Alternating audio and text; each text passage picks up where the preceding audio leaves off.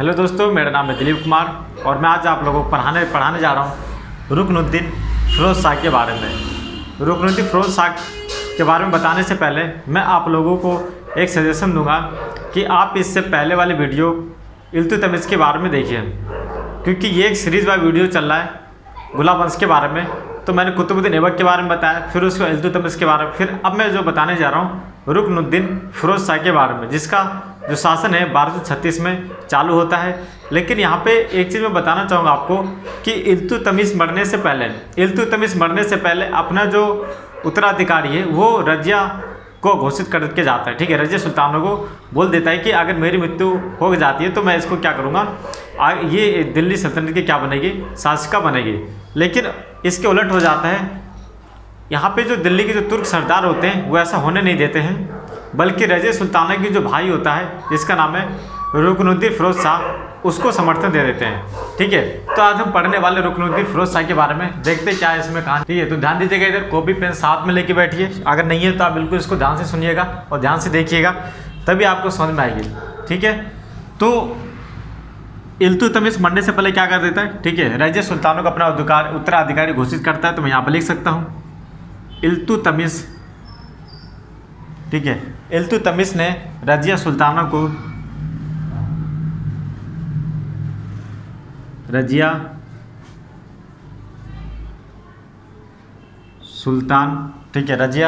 ठीक है, ध्यान दीजिएगा इधर, रजिया सुल्तान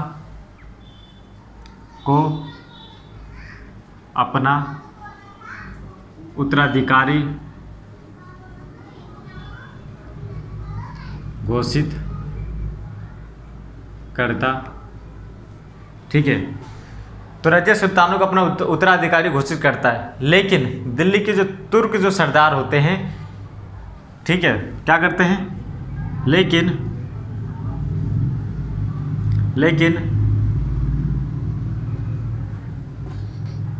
दिल्ली के तुर्क सरदारों ने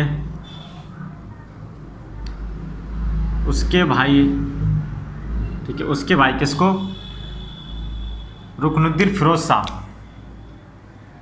ठीक है, रुकनुद्दीन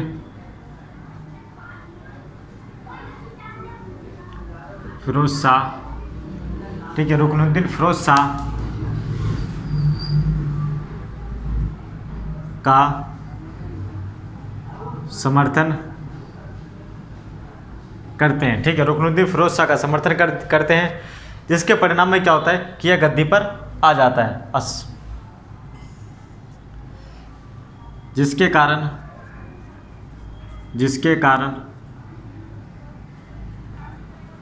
ठीक है, यह गद्दी पर बैठता है, लेकिन बैठता तो गद्दी पे ही है। ठीक है, लेकिन शासनकाल कौन चलाता है, ठीक है, ध्यान दीजिएगा इधर, इसकी जो माँ होती है, ठीक है, इसकी जो माँ होती है वो अपने हाथों में क्या लेती है, सारी के सारी पावर जो है वो ले लेती है। ठीक है, ध्यान दीजिएगा इधर, लेकिन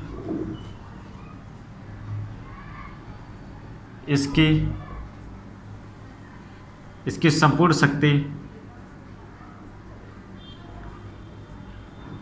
शक्तियाँ इसकी माँ शाह तुर्कान के हाथों में केंद्रित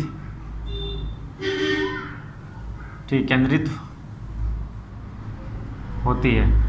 ठीक है, तो ये थे रुकनुद्दीन फ़िरोज़ शाह के बारे में। ठीक है, देख लीजिए किस तरीके से शासन को लेकर, यानी कि गद्दी को लेकर किस तरीके से जो दांवपेच है वो खेले जा रहे हैं। जिसको उत्तराधिकारी घोषित किया गया था उसको ना बना के यहाँ पे जो गद्दी को लेकर जो सामंजस्य जो है वो आपस में चल रही है। ठीक है, अब यहाँ पे और आगे ध्यान दीजिएगा, ठीक है, इधर ध्यान दीजिए, बिल्कुल देखते रहिएगा इधर। तो अब उसके बाद, लेकिन ये जो महिला होती है ये क्या होती है, सही नहीं होती, ये शासनकाल जो है अपना सही से नहीं चलाती है। ठीक है, ये बहुत ही अत्याचार महिला थी, यहाँ पे लिख सकते हैं, ये बहुत ही अत्याचार महिला थी जो सही से शासन नहीं करा रही थी, बस अपनी हुकूमत है वो चला रही थी, ठीक है ना। लोगों की चीज़ों को नहीं समझा जा रहा था, उनके जो कानून जो नियम है वो अपने हिसाब से चलाने की कोशिश कर रहे थे, लोगों की जो फीलिंग है या लोगों की जो आकांक्षा वो पूरा नहीं कर पा रही थी, ठीक है। और बल्कि उलट क्या कर रही थी, उनके ऊपर शासन कराने की कोशिश कर रही थी और तरह तरह की जिसे कहते हैं तरह तरह की चीज़ों से उनको अत्याचार पहुँचाने की कोशिश कर रही थी, ठीक है, दबाने की कोशिश कर रही थी, शोषण करने की कोशिश कर रही थी। अब उसके बाद क्या होता है कि जब ये लोग दिल्ली से सेना के साथ बाहर निकलते हैं, ठीक है, ये जो पूरे के पूरे जब ये लोग दिल्ली से सेना के साथ, ठीक है, सेना के साथ, ठीक है, बाहर निकलते हैं, तब क्या होता है, रजिया सुल्ताना लाल वस्त्र धारण करके, ठीक है, ध्यान दीजिए इधर, तब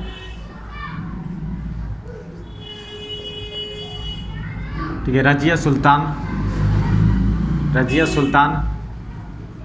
ठीक है, लाल वस्त्र धारण करके जनता के सामने पेश, ठीक है, जनता के सामने क्या होती है दोस्तों, जनता के सामने ये पेश होती है।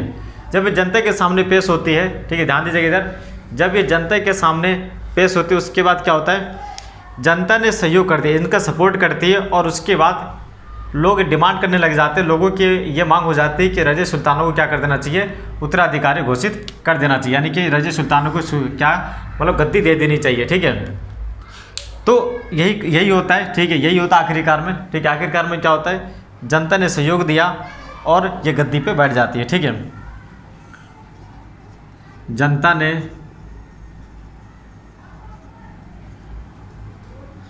ने सहयोग दिया, ठीक है, जनता ने सहयोग दिया और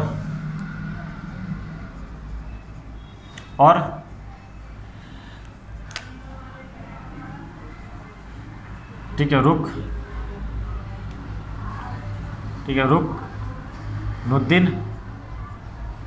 रुकनुद्दीन और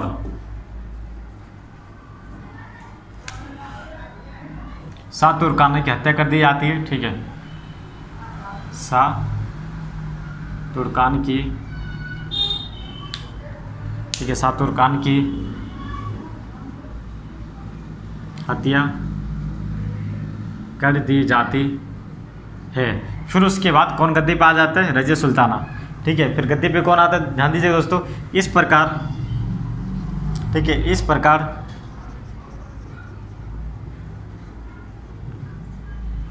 रजिया सुल्तान को गद्दी प्राप्त, ठीक है, क्या हुआ दोस्तों, गद्दी प्राप्त हुई है, ठीक है, ध्यान दीजिएगा इधर, इस प्रकार, ठीक है, इस प्रकार रजिया सुल्तानों को क्या मिलती है, गद्दी मिलती है, ठीक है। तो ध्यान दीजिएगा, इल्तुतमिश ने अपना उत्तराधिकारी रजिया सुल्तान को घोषित करके जाता है, लेकिन होता है इसके उलट है। लेकिन दिल्ली के जो तुर्क सरदार थे वो किसका सपोर्ट करते हैं, रुकनुद्दीन फिरोज शाह की सपोर्ट कर देते हैं। और जब रुकनुद्दीन फिरोज शाह गद्दी पे बैठता है तो पूरी की पूरी जो पावर है उसकी माँ जो होती है शाह तुर्कान के पास क्या चली जाती है, सारी की सारी जो शक्तियाँ वो चली जाती है। यानी कि सिर्फ नाम करा जाता है, लेकिन उस शासन को कौन चला रहा है, उसकी माँ चला रही है। लेकिन ये जो शासिका थी वो सही नहीं थी, ये लोगों को अत्याचार करी, तो लोगों पे अपना अत्याचार स्थापित कर रही थी, जिससे लोग परेशान हो चुके थे, ठीक है, चाहते थे लोग इनको हटाने की कोशिश कर रहे थे। तो ये बहुत सी अत्याचार महिला थी। जब ये लोग दिल्ली से बाहर निकलते हैं तब रजिया सुल्तान लाल वस्त्र धारण करके जनता के सामने पेश होती है और मौका देखते ही रुकनुद्दीन फिरोज शाह को और शाह तुर्कान को क्या कर दी जाती है, शाह तुर्कान की हत्या कर दी जाती है। और उसके बाद एक ही व्यक्ति बचा, ठीक है, और वो थी रजिया सुल्तान, जो दिल्ली की पहली महिला शासिका जो है वो यहाँ पे बन के उभरती है, ठीक है। तो इस प्रकार मैंने आपको बताया रुकनुद्दीन फिरोज शाह के बारे में और किस प्रकार रुकनुद्दीन फिरोज शाह के बाद इल्तुतमिश जो है रज़िया सुल्तान गद्दी पर आती है। अब हम इसके नेक्स्ट वीडियो में जो बात करेंगे रज़िया सुल्तान के बारे में और अधिक जानकारी प्राप्त करेंगे, ठीक है।